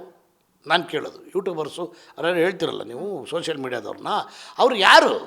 ಇದು ಸರಿಯಿಲ್ಲ ಅದಿಲ್ಲ ಜಡ್ಜ್ಗಳ ನೀವು? ಪಬ್ಲಿಕ್ ಆಯಿತು, ನಾನೊಬ್ಬ ಪಬ್ಲಿಕ್ಕೆ ನಾನು ಹೇಳ್ತೀನಿ ಇವಾಗ ಈ ಸಿನಿಮಾ ಸರಿ ಇಲ್ಲ, ಆ ಸಿನಿಮಾ ಸರಿ ಇಲ್ಲ ಅಂಥೇಳಿ ಅದು ನನ್ನ ವೈಯಕ್ತಿಕ ಅಭಿಪ್ರಾಯವಾಗ್ತದೆ ವಿನಃ ಎಂಟೈರ್ ಚಿತ್ರದ ಮೇಲೆ ಅದು ನನ್ನ ಸಿನಿಮಾ ಬಗ್ಗೆ ನಾನು ಇದು ಮಾಡ್ಕೊಂಡಂಗೆ ಆಗಲ್ಲ. ನನಗೆ ಒಬ್ಬ ಇಷ್ಟ ಇಲ್ಲದಿರೋ ನಟನೋ ಯಾರೋ ಇರ್ತಾರೆ, ಅದಕ್ಕೆ ನಾನು ಅದನ್ನು ಚೆನ್ನಾಗಿಲ್ಲ ಅಂತೀನಿ. ಹೇಳೋದಕ್ಕೆ ನಾನು ಅದನ್ನು ಹೇಳಿದ್ದನ್ನು ನೀವು ಬಿತ್ತರಿಸಬೇಡಿ. ಆ ಥರದ ಒಂದು ಪ್ರವೃತ್ತಿಯನ್ನು ಬೆಳೆಸ್ಕೋಬೇಡಿ. ಕೋಟ್ಯಾಂತರ ರೂಪಾಯಿ ಬಂಡವಾಳ ಆಗ್ತಾರೆ. ಈಗ ಮೊನ್ನೆ ಶಿವಣ್ಣ ಅವ್ರದ್ದು, ಗೀತಕ್ಕ ಅವ್ರದ್ದು ಮೊದಲನೇ ಭೈರತಿ ರಣಗಲ್ ಸಿನಿಮಾ, ಅದ್ರ ಬಗ್ಗೆ ನಾನು ತುಂಬ ನೋಡಿದೆ ಕಮೆಂಟ್ಗಳನ್ನು. ಕೆಲವರು ಅದು ಚೆನ್ನಾಗಿಲ್ಲ ಇದು ಚೆನ್ನಾಗಿಲ್ಲ ಅಂದರು. ಬಟ್ ಒರಿಜಿನಲ್ಲಾಗಿ ನೋಡಿದವರು ಚಿತ್ರ ಚೆನ್ನಾಗಿದೆ, ಅದ್ಭುತವಾಗಿದೆ, ಚೆನ್ನಾಗಿ ಮಾಡಿದ್ದಾರೆ ಅಂತಕ್ಕಂಥ ಮಾತೇ ಎಲ್ಲ ಕಡೆಗೂ ಬಂತು. ಆದರೆ ಯಾವುದೋ ಒಂದು ಆ್ಯಂಗಲಲ್ಲಿ ಯಾವನಿಗೋ ಒಬ್ಬನಿಗೆ ಇಷ್ಟ ಆಗಲಿಲ್ಲ ಅಂದರೆ ಅದನ್ನು ಸಾರ್ವತ್ರಿಕ ಅಭಿಪ್ರಾಯ ಅಂತ ತೊಗೊಳ್ಳೋದಿದೆಯಲ್ಲ, ಅದು ತಪ್ಪು ಮೇಡಮ್. ಮೊದಲೇ ನಮ್ಮ ಜನ ಥಿಯೇಟ್ರಿಗೆ ಬರ್ತಾ ಇಲ್ಲ ಅನ್ನೋ ಮಾತಿದೆ, ಎಲ್ಲ OTT ಕಡೆ ಕಾನ್ಸಂಟ್ರೇಟ್ ಮಾಡ್ತಾ ಇದ್ದಾರೆ. ಇಂಥ ಟೈಮಲ್ಲಿ ಯೂಟ್ಯೂಬರ್ಸ್ಗಳು ಕೂಡ ಎಚ್ಚೆತ್ಕೊಳ್ಬೇಕಾಗತ್ತೆ, ಅಂದರೆ ರಿವ್ಯೂ ಕೊಡೋ ವಿಚಾರದಲ್ಲಿ ಅಂತ ತಮ್ಗೆ ಅನ್ಸುತ್ತಾ ಅಥವಾ ಹೇಗೆ ಸರ್? ಅಂದರೆ ಜನ ಆಡಿಯನ್ಸ್ನ ಗ್ರ್ಯಾಬ್ ಮಾಡಬೇಕು, ಥಿಯೇಟ್ರಿಗೆ ಕರ್ಕೊಂಡು ಬರಬೇಕು ಅಂತ ಹರಸಾಹಸ ಪಡ್ತಾ ಇದ್ದಾರೆ ಎಲ್ಲ ನಾಯಕ ನಟರು, ಜೊತೆಗೆ ನಿರ್ಮಾಪಕರು ಕೂಡ. 100ಕ್ಕೆ 100 ಮೇಡಮ್, ಎಲ್ಲರೂ ಆ ಪ್ರಯತ್ನಗಳನ್ನ ಮಾಡ್ತಾಯಿದ್ದೀವಿ. ಸಾಲದು ಅನ್ನೋದಕ್ಕೆ ಹಳೆ ಚಿತ್ರಗಳನ್ನು, ಭಾಳಷ್ಟು ಫೇಮಸ್ ಆದಂಥ ಚಿತ್ರಗಳನ್ನು ತಿರುಗಿ ರಿಲೀಸ್ ಮಾಡಿ ಮತ್ತೆ ಜನಗಳನ್ನು ಒಳಗೆ ಕರ್ಕೊಂಬರಬೇಕು ಅನ್ನೋ ಒಂದು ಉದ್ದೇಶಕ್ಕೋಸ್ಕರ ಮಾಡ್ತಾಯಿದ್ದೀವಿ. ಈಗ ಒಳ್ಳೆ ಚಿತ್ರಗಳು ಬಂದಾಗ ನೀವು ಬೇಡ ಅಂದರೂ ಜನ ಬಂದೇ ಬರ್ತಾರೆ. ಆದರೆ ಆ ಬರ್ತಕ್ಕಂಥದ್ದಕ್ಕೆ ಅಡೆತಡೆ ಆಗತಕ್ಕಂಥದ್ದು ಈ ನಿಮ್ಮ ಸೋಷಿಯಲ್ ಮೀಡಿಯಾ ಕೆಲವು ಎಲ್ಲರೂ ಅಲ್ಲ, ನಾನು ಹೇಳ್ತಾ ಇರೋದು ಎಲ್ಲರೂ ಅಲ್ಲ. ಈಗ ಕೆಲವು ನಿಮ್ಮ ಮೇನ್ ಸ್ಟ್ರೀಮ್ ಮೀಡಿಯಾದವರು ಅವರು ಅದನ್ನು ಪಾಸಿಟಿವ್ ಆಗೇ ಮಾಡಿರ್ತೀರಿ, ಅದು ಏನು ತೊಂದರೆ ಇರಲ್ಲ. ಆದರೆ ನೀವು ಅದು ಸರಿ ಇಲ್ಲ ಸರಿ ಇದೆ ಅನ್ನೋದಕ್ಕೆ ನೀವು ಯಾರು? ಸೋಷಿಯಲ್ ಮೀಡಿಯಾದವರು ಅಥವಾ ಯೂಟ್ಯೂಬರ್ಸ್ ನೀವು ಹೇಳ್ದಂಗೆ ಅವರೆಲ್ಲ ಯಾರು? ಅವರು ಜಡ್ಜ್ಗಳ ಅಥವಾ ಏನು ಇತಿಹಾಸ ಪುರುಷರ? ಏನು 60-70 ವರ್ಷ ಚಿತ್ರರಂಗವನ್ನು ಆಗಲಿ ಉಳಿಸಿ ಬೆಳೆಸಿ ಅವ್ರದ್ದೇ ಆದಂಥ ಒಂದು ಇದು ಮಾಡಿಕೊಂಡು, ಅಂದರೆ ನಾಲೆಡ್ಜನ್ನು ಇಟ್ಕೊಂಡು ಒಂದು ವಿಮರ್ಶೆ ಮಾಡ್ತೀವಿ ಅಂದಾಗ ಏನು ನಿಮಗೇನು ನಾಲೆಡ್ಜ್ ಏನಿದೆ? ಏನು ನಿಮಗೇನು ಕ್ವಾಲಿಫಿಕೇಷನ್ ಏನು ನಿಮ್ಮದು regarding cinema, regarding camera, regarding music, acting, fight, ಇನ್ನೊಂದು ಡ್ಯಾನ್ಸ್, ಇನ್ನೊಂದಿರ್ಬೋದು, ಏನೇ ಇರ್ಬೋದು, ಅಲ್ಲಿ ನಿಮ್ಮ ಕ್ವಾಲಿಫಿಕೇಷನ್ ಏನು ರೀ? ನಂದು ಸರಿ ಇಲ್ಲ ಸರಿ ಇದೆ ಅಂತ ಹೇಳೋದಕ್ಕೆ. ಸರ್, ಈಗ ನಿಮ್ಮ ಅದೇ ಪ್ರಶ್ನೆಗೆ ಕ್ವಾಲಿಫಿಕೇಷನ್ ಕೇಳ್ತಾ ಇದ್ದೀರಲ್ಲ, ಸೊ ಅದಕ್ಕೆ ಕೇಳ್ತಾ ಇದ್ದೀನಿ, ಯಾವ ಥರದ್ದು ಕ್ವಾಲಿಫೈಡ್ ಇರೋರು ಸಿನಿಮಾ ವಿಮರ್ಶೆ ಮಾಡಬೇಕು ಅಂತ ತಮ್ಗನ್ಸುತ್ತೆ? ಹಾಗಿದ್ರೆ ಮಾತ್ರ ನಿರ್ಮಾಪಕರಿಗೆ ಪ್ಲಸ್ ಆಗುತ್ತೆ, ಅಥವಾ ನಮ್ಮ ಸಿಂಗಲ್ ಸ್ಕ್ರೀನಿಂಗ್ ಥಿಯೇಟರ್ಗಳನ್ನು ಉಳಿಸ್ಕೊಳ್ಳೋದಕ್ಕೂ ನಿರ್ಮಾಪಕರನ್ನು ಉಳಿಸ್ಕೊಳ್ಳೋದಕ್ಕೂ ಪ್ಲಸ್ ಆಗುತ್ತೆ ಅಂತ ತಮ್ಗನ್ಸುತ್ತೆ ಅಂತ? ಓಪನ್ ಆಗಿ ಹೇಳಲ್ಲ ಮೇಡಮ್, ನಿನ್ನೆ ಮಧ್ಯಾಹ್ನ ನನ್ನ ಜೊತೆಯಲ್ಲಿ ಖ್ಯಾತ ಕಿರುತೆರೆ ನಿರ್ದೇಶಕರು ವಿನು ಬಳಂಜ ನನ್ನ ಜೊತೆಯಲ್ಲೇ ಇದ್ದರು. ನಾನೊಂದು ಮಾಧ್ಯಮಕ್ಕೆ ಮಾತಾಡೋ ಸಂದರ್ಭದಲ್ಲಿ ಅವ್ರು ಮಾತಾಡೋ ಹೋದ್ಮೇಲೆ ಅವ್ರು ಹೇಳ್ತಾಯಿದ್ರು ನನಗೆ, ಸರ್ ನಾನು ಒಂದು ಸಿನಿಮಾ ಸ್ಟಾರ್ಟ್ ಮಾಡಿದೆ, ಆಮೇಲೆ ಸೀರಿಯಲ್ಸ್ಗಳದ್ದು ಶತಮಾನೋತ್ಸವ ಅಂದರೆ ಅವ್ರದ್ದು 100 days ಕಾರ್ಯಕ್ರಮದ ಬಗ್ಗೆ ಯೂಟ್ಯೂಬರ್ಸ್ಗಳು ಬಂದು ನನ್ನ ಇಂಟರ್ವ್ಯೂ ಮಾಡ್ತಾಯಿದ್ರು. ಬಂದು ಆ ಸಿನಿಮಾನ ನೋಡಾದಮೇಲೆ ಒಂದು ಇಂಟರ್ವ್ಯೂ ಮಾಡೋಕ್ಕೆ ಬಂದಿರತಕ್ಕಂಥ ಒಂದು ಆ ಲೇಡಿ ನನ್ನನ್ನು ಕೇಳ್ತಾರೆ, ನಿಮ್ಮ ನಟನೆ ಬಗ್ಗೆ ನಿಮ್ಗೆ ಏನು ಅನಿಸುತ್ತೆ ಅಂತ ಕೇಳ್ತಾರೆ. ನಾನು ಆ್ಯಕ್ಟೇ ಮಾಡಿಲ್ಲ, ನಾನು ಡೈರೆಕ್ಟ್ರು. ಅಂದರೆ ಒಂದು ಸಾಮಾನ್ಯ ಜ್ಞಾನ ಅನ್ನೋದು ಬೇಕಲ್ಲ ಮೇಡಮ್. ಅವರು ಯೂಟ್ಯೂಬರ್ ಆಗಿರ್ಬೋದು, ಮೀಡಿಯಾದವ್ರು ಆಗಿರ್ಬೋದು, ಯಾವುದೇ ಒಂದು ವ್ಯಕ್ತಿಗೆ ಹೋಗ್ತಾ ಇದ್ದೀವಿ, ಒಬ್ಬರನ್ನ ಇಂಟರ್ವ್ಯೂ ಮಾಡ್ತಾ ಇದ್ದೀವಿ ಅಂದಾಗ ಅವ್ರ ಇತಿಹಾಸ ಏನು, ಅವ್ರ ಬ್ಯಾಕ್ಗ್ರೌಂಡ್ ಏನು, ಅವ್ರು ಏನಾಗಿದ್ದಾರೆ ಅಂತ ತಿಳ್ಕೊಳ್ತಾನೆ ಬರಬೇಕು. ನಿಮ್ಮ ನಟನೆ ಬಗ್ಗೆ ಏನು ಅನಿಸುತ್ತೆ ಅಂದರೆ ಅವರು ಆಮೇಲೆ ನಿಮ್ಮ ಹೆಸರೇನು ಹೇಳಿ ಅಂತ ಕೇಳ್ತಾರೆ. ಇದು ನಾನು ಸುಮಾರು ಸಾರಿ ಕೆಲವು ಮೀಡಿಯಾಗಳಲ್ಲಿ ನಾನು ಮಾತಾಡಿದ್ದೀನಿ ವಿಚಾರವನ್ನು. ಪ್ರೊಫೆಸರ್ ನಂಜುಂಡಸ್ವಾಮಿಯವರಿದ್ದರು, ರೈತ ಸಂಘದ ನಂಜುಂಡಸ್ವಾಮಿಯವರು. ಅವರೊಂದು ಪತ್ರಿಕಾಗೋಷ್ಠಿಗೆ ಕರೀತಾರೆ. ನಾನು ಹೇಳ್ತಾರೋದು ಒಂದು 35 years ಬ್ಯಾಕ್ ಪ್ರೆಸ್ ಕ್ಲಬ್ಬಲ್ಲಿ. ಆವಾಗ ಬಂದಾಗ ಒಬ್ಬರು ಭಾಳಷ್ಟು ಜನ ಸೀನಿಯರ್ ಮೋಸ್ಟ್ ಜರ್ನಲಿಸ್ಟ್ಗಳಿದ್ದರು. ಅವ್ರಿಗೆಲ್ಲ ಅವ್ರಿಗೆ ಗೊತ್ತಿದ್ದರು. ಅವ್ರು ಬಂದ ತಕ್ಷಣ ಎದ್ದು ಗೌರವ ಕೊಟ್ಟು ಮಾತಾಡೋಕ್ಕೆ ಅಂತ ಸ್ಟಾರ್ಟ್ ಮಾಡಿದಾಗ ಹೊಸದಾಗಿ ಬಂದಂಥ ಒಬ್ಬ ಸ್ವಯಂ ಘೋಷಿತ ಪತ್ರಕರ್ತ ಒಂದು ಮಾತು ಕೇಳ್ತಾನೆ. ವಾಟ್ ಈಸ್ ಯುವರ್ ನೇಮ್ ಅಂತ ಕೇಳ್ತಾನೆ. ಅವರು ಪತ್ರಿಕಾಗೋಷ್ಠಿನ ಅಲ್ಲಿಗೆ ನಿಲ್ಲಿಸ್ತಾರೆ. ನಾನಿನ್ನು ಮಾತಾಡಲ್ಲ, ನಿಂತ್ಕೋ, ನೀನು ಅಯೋಗ್ಯ, ನಾನು ಯಾರು ಅಂತ ಗೊತ್ತಿಲ್ಲದೇ ನಾನು ಪತ್ರಿಕಾಗೋಷ್ಠಿಗೆ ಬಂದಿದ್ಯಾ ಅಂದರೆ ನೀನು ಎಲ್ಲಿವರೆಗೂ ಇಲ್ಲಿರ್ತೀಯ ಅಲ್ಲಿವರೆಗೂ ನಾನು ಮಾತಾಡಲ್ಲ, ಎದ್ದು ಆಚೆ ಹೋಗು, ಗೊತ್ತಿರೋರ್ಗೆ ಮಾತಾಡ್ತೀನಿ ನಾನು ಅಂತ ಹೇಳ್ತಾರೆ. ಅಂದರೆ ಒಂದು ಕ್ವಾಲಿಫಿಕೇಷನ್ನು, ಸಾಮಾನ್ಯ ಜ್ಞಾನ. ಯಾವುದೇ ಒಂದು ಪತ್ರಿಕಾಗೋಷ್ಠಿಗೆ ಹೋಗ್ತಾ ಇದ್ದೀವಿ, ಒಂದು ಪತ್ರಕರ್ತನ ಬಗ್ಗೆ, ಒಂದು ಪತ್ರಕರ್ತನ ಇದರಲ್ಲಿ ಹೋಗ್ತಾ ಇದ್ದೀವಿ, ಆ ಒಂದು ಚಿತ್ರದ ಬಗ್ಗೆ ವಿಮರ್ಶೆ ಮಾಡ್ತೀವಿ, ಒಬ್ಬ ನಟಿನ ನಿರ್ದೇಶಕರನ್ನ ಇಂಟರ್ವ್ಯೂ ಮಾಡ್ತೀವಿ ಅಂದಾಗ ಆತನಿಗೆ ಸಾಮಾನ್ಯ ಜ್ಞಾನ ಬೇಕು. ನಾನು ಇಲ್ಲಿಗೆ ಹೋಗ್ತಾ ಇದ್ದೀನಿ, ಆತನ ಬ್ಯಾಕ್ಗ್ರೌಂಡ್ ಏನು, ಯಾವ ಸಿನಿಮಾ ಮಾಡಿದ್ದ, ಅಥವಾ ಏನು ಅವರು ಯಾವ ಸಿನಿಮಾದಲ್ಲಿ ಅವ್ರದ್ದು ಸಕ್ಸಸ್ ಆಗಿತ್ತು ಅನ್ನೋದನ್ನ ತಿಳ್ಕೊಳ್ತಾನೆ ಬರಬೇಕು ಮೇಡಮ್. ಇದನ್ನು ನನಗೆ ವಿನು ಬಳಂಜ ಅವ್ರು ಹೇಳಿದ್ರು. ಅದಕ್ಕೆ ನಾನು ಹೇಳಿದೆ, ನೀವು ಅದು ಇಂಟರ್ವ್ಯೂ ಆಗೋಕ್ಕೂ ಬಿಫೋರೇ ನನಗೆ ಇದನ್ನು ವಿಚಾರ ಹೇಳಿದರೆ ನಾನು ಅದನ್ನು ಹೇಳ್ಬಿಡ್ತಿದ್ದೆ. ಅವ್ರು ಹೋದ್ಮೇಲೆ ಹೇಳ್ತಾ ಇದ್ದೀರಿ ನೀವು ನನಗೆ ಅಂತ ಹೇಳ್ಬಿಟ್ಟು ನಾನು ಆ ನಿರ್ದೇಶಕರಿಗೆ ಈ ಮಾತನ್ನ ಹೇಳಿದೆ ಮೇಡಮ್. ಕ್ವಾಲಿಫಿಕೇಷನ್ಸ್ ಇಲ್ಲದೇ, ಚಿತ್ರರಂಗದ ಆಳ ಉದ್ದಗಳನ್ನು ಅರ್ಥಗಳ್ದೇನೆ, ಒಬ್ಬ ವ್ಯಕ್ತಿಯ ಪೂರ್ವಪರವನ್ನು ತಿಳ್ಕೊಳ್ದೇನೆ ಯಾರೇ ಬರಲಿ ಅವರು, ನಾನು ಹೇಳ್ತಾ ಇರೋದು ಯೂಟ್ಯೂಬರ್ಸು, ಸೋಷಿಯಲ್ ಮೀಡಿಯಾದವರು ಅಂತಲ್ಲ, ಅದು ಸ್ಪೆಸಿಫಿಕೇಷನ್ ಇಲ್ಲ ಅದರಲ್ಲಿ. ಒಬ್ಬ ಇಂಟರ್ವ್ಯೂ ಮಾಡೋಕ್ಕೆ ಬರ್ತಾಯಿದ್ರೆ ನಿನ್ನ ಯೋಗ್ಯತೆ ಏನು ಫಸ್ಟು ಅಂತ ನಾನು ಪ್ರತಿಯೊಬ್ಬರನ್ನು ಕೇಳ್ತೀನಿ. ನಿರ್ಮಾಪಕರ ಸಂಘಕ್ಕೆ ಯಾರಾದರೂ ನಿರ್ಮಾಪಕರು ಕಂಪ್ಲೇಂಟ್ ಏನಾದರೂ ಕೊಟ್ಟಿದ್ದಾರಾ? ಮೀನ್ಸ್ ಮನವಿ ಆದರೂ ಮಾಡ್ಕೊಂಡಿದ್ದಾರೆ ಅಟ್ಲೀಸ್ಟು? ಅಂದರೆ ಈ ಥರ ಯೂಟ್ಯೂಬರ್ಸಿಂದ ರೀಸೆಂಟಾಗಿ ಯಾವ ಸಿನಿಮಾದ ಮೇಲೆ ಒಬ್ಬ ಯೂಟ್ಯೂಬರು ಫೇಕ್ ರಿವ್ಯೂ ಕೊಟ್ಟು ಅದೇನೇನಾಯಿತು ಅಂತ ನಿಮ್ಗೆ ಗೊತ್ತಿರುತ್ತೆ ಸರ್. ಬಹುಶಃ ಬಹುದೊಡ್ಡ ಸಿನಿಮಾ, ಸೊ ಅದು ಫ್ಲಾಪ್ ಆಯಿತು ಅನ್ನೋ ಕಾರಣಕ್ಕೆ ಅದು ಒಂದಾಗಿರ್ಬೋದು, ಕೆಲ ಫೇಕ್ ರಿವ್ಯೂಗಳನ್ನ ಕ್ರಿಯೇಟ್ ಮಾಡಿರೋದ್ರಿಂದ. ಸೊ ಅದಕ್ಕೆ ಕೇಳ್ತಾ ಇದ್ದೀನಿ, ಯಾರಾದರೂ ನಿರ್ಮಾಪಕರು ಬಂದು ನೋಡಪ್ಪ ಈ ಥರ ಯೂಟ್ಯೂಬರ್ಸ್ಗಳನ್ನೆಲ್ಲರನ್ನು ಬ್ಯಾನ್ ಮಾಡಿ ಆ ಥರ ಏನಾದರೂ ಕಂಪ್ಲೇಂಟ್ಸ್ ಬಂದಿದೆಯಾ ಸರ್ ಅಂತ? ಮೊದಲನೇ ದಿವಸ ಜೈಲಿಗೆ ಹೋದಾಗ ಬೇಸರ ಇರುತ್ತೆ ಮೇಡಮ್, 2ನೇ ದಿವ್ಸಕ್ಕೆ 3ನೇ ದಿವ್ಸಕ್ಕೆ ಜೈಲು ಅಡ್ಜಸ್ಟ್ ಆಗಿಬಿಡ್ತದೆ. ಹಂಗೆ ಫಸ್ಟು ಇಲ್ಲಿ ಬಂದು ಕಂಪ್ಲೇಂಟ್ ಕೊಟ್ರಲ್ಲ, ಅವ್ರು ಕಂಪ್ಲೇಂಟ್ಗಳು ಕೊಡೋಕ್ಕೆ ಹೋದಾಗ ಸೈಬರಲ್ಲಿ ಏನಂದ್ರು ಗೊತ್ತಾ, ಇದರ ಬ್ಯಾಕ್ ಎಂಡ್ಗಳೆಲ್ಲ ಯಾವುದ್ಯಾವುದೋ ಕಂಟ್ರಿಗಳಲ್ಲಿದ್ದಾವೆ ಹೊರದೇಶದಲ್ಲಿ. ಸೊ ಅಲ್ಲೆಲ್ಲ ನಾವು ಹೋಗಿ ಹುಡ್ಕೊಂಡು ಬರೋದಕ್ಕೆ ನಮ್ಮಲ್ಲಿ ವ್ಯವಸ್ಥೆಗಳು ಇಲ್ಲ, ಆಮೇಲೆ ಆರ್ಥಿಕವಾಗಿ ನಮ್ಮ ಹತ್ರ ಅಷ್ಟು ನಾವು ಬಲಿಷ್ಠರು ಇಲ್ಲ ಅನ್ನೋ ಮಾತು ಹೇಳಿದ್ರು. ಅದನ್ನು ಅವಾಗೇನಾಯಿತು, ಕೆಲವು ಸಂಸ್ಥೆಗಳು ಉಟ್ಕೊಂಡು ಆ ಸಂಸ್ಥೆಗಳದ್ದು ಏನಪ್ಪ ಕೆಲಸ ಅಂದರೆ ಆ ಥರ ಏನಾನ ರಾಂಗು ಅಥವಾ ಫೇಕ್ ಇದನ್ನು ಅಪ್ಲೋಡ್ ಮಾಡಿದರೆ ಅದನ್ನು ತೆಗೆದು ಹಾಕ್ತಕ್ಕಂಥದ್ದು ಒಂದು ಕೆಲವು ಸಂಸ್ಥೆಗಳು ಉಳ್ಕೊಂಡು. ಈಗೆಲ್ಲರೂ ಏನಾಗಿದ್ದಾರೆ ಅಂದರೆ ಅವರು ವಾಣಿಜ್ಯ ಮಂಡಳಿಗೂ ಬರಲ್ಲ, ನಿರ್ಮಾಪಕರ ಸಂಘಕ್ಕೂ ಬರಲ್ಲ, ಅವರ ಚಿತ್ರ ಬಿಡುಗಡೆ ಮುಂಚೆನೇ ಕೆಲವು ಸಂಸ್ಥೆಗಳ ಮೇಲೆ ಡಿಪೆಂಡ್ ಆಗ್ತಾರೆ. ಅದು ಎಲ್ಲ ಫೇಕ್ ಏನೇನೋ ಅಪ್ಲೋಡ್ ಆಗಿರ್ತದೆ, ಆ ಅಪ್ಲೋಡ್ ಆಗಿರೋ ಕೆಲವನ್ನ ತೆಗಿತಾರೆ ವಿನಃ ಎಲ್ಲವನ್ನೂ ತೆಗಿಯೋಕ್ಕೂ ಕೂಡ ಅವ್ರ ಕೈಯಿಂದ ಆಗಲ್ಲ. ಸೊ ಹೀಗಾಗಿ ನಷ್ಟ ಫೈನಲಾಗಿ ಯಾರಿಗೆ ಅಂದರೆ ನಿರ್ಮಾಪಕನಿಗೆ. ಸೊ ಈ ಥರ ವಿಚಾರಗಳು ಹಿಂಗೆ ಇದ್ದಿದ್ದನ್ನು ನೋಡಿಕೊಂಡು ಈಗ ನಾವು ಮುಖ್ಯಮಂತ್ರಿಗಳನ್ನು ಭೇಟಿಯಾದಂಥ ಉದ್ದೇಶ ಏನಿತ್ತು ನೋಡಿ ಸರ್, ಈ ರೀತಿ ಮಾಡ್ತಾಯಿದ್ದಾರೆ.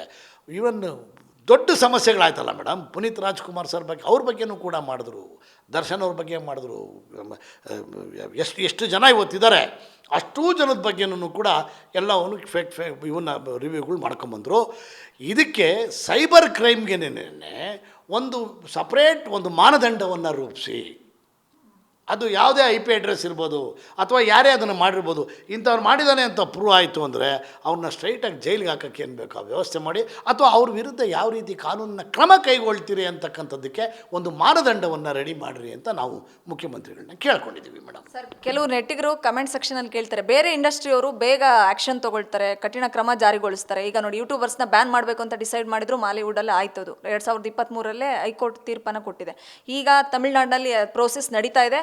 ಸೊ ಯಾರು ಕೂಡ ಅಲೋ ಮಾಡೋಂಗಿಲ್ಲ, ಅಂದರೆ ಯೂಟ್ಯೂಬರ್ಸ್ನ ಅಲೋ ಮಾಡಬಾರ್ದು ಅಂತ ಡಿಸಿಷನ್ನೇ ತೊಗೊಂಡ್ರು. ನಮ್ಮಲ್ಲಿ ಯಾಕೆ ಡಿಸಿಷನ್ ತೊಗೊಳಕ್ಕೆ ಅಥವಾ ಕಾನೂನನ್ನು ಜಾರಿಗೊಳಿಸೋಕ್ಕೆ ಸರ್ಕಾರದಿಂದನೇ ಆಗ್ತಾ ಇಲ್ವಾ, ಅಥವಾ ನೀವು ತುಂಬ ಸ್ಟ್ರಿಕ್ಟಾಗಿ ಹೋಗಿ ನಿಂತು ಕೇಳ್ತಾ ಇಲ್ವಾ? ಈ ಥರದ್ದೆಲ್ಲ ಕಮೆಂಟ್ ಸೆಕ್ಷನಲ್ಲಿ ಇರುತ್ತೆ. ನಮ್ಮವರು ಕೇಳಲ್ಲ ಗುರು, ಒಂದು ಕಾನೂನು ಕ್ರಮ ಜಾರಿಗೊಳಿಸಲ್ಲ ಗುರು, ಈ ಥರದ್ದೆಲ್ಲ ಕಮೆಂಟ್ ಸೆಕ್ಷನಲ್ಲಿ ಬಂದೇ ಬರ್ತಾ ಇರ್ತಾರೆ ಸರ್, ಸದಾ ಯಾವಾಗಲೂ ಕೆಲವರನ್ನ ಮಾತಾಡಿಸಿದಂಥ ಸಂದರ್ಭದಲ್ಲಿ.